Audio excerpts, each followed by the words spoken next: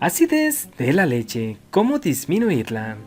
Cuando la leche está en un rango de 15 a 18 Dörneck, la leche presenta una acidez normal. Para conservar esta acidez en el rango óptimo, hay que seguir algunas normas y evitar rechazos por acidez. Por lo tal, siempre hay que realizar la medición de la acidez de la leche para poder hacer los ajustes necesarios cuando sea debido y poder mantener la calidad de la leche en el rango óptimo de acidez. Pero, ¿cómo medir la acidez? La acidez de la leche está cuantificada en grados Dörneck. El pH es un indicador del nivel de acidez en la leche. El pH puede ser medido con dispositivos específicos para este fin. Cuando existe acidez alta es debido a la acumulación de células somáticas y bacterias. En algunos casos, la acidez es debido a incidencia de insecticidas, pesticidas o presencia de agua. Factores que influyen en la acidez de la leche. Presencia de mastitis bovina. Suministrar pastos secos. Alimentación de baja calidad.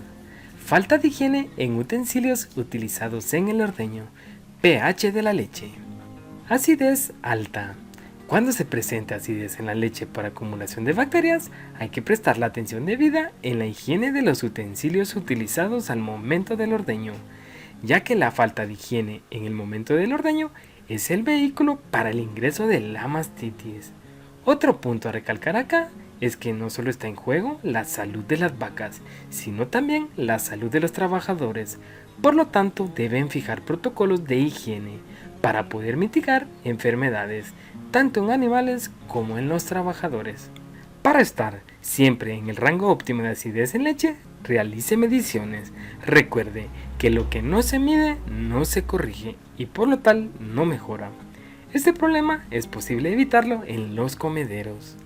En temporadas de sequía la incidencia de acidez puede ser mayor debido a la no presencia de nutrientes en los pastos suministrados, por lo que acá juega un papel muy importante la nutrición.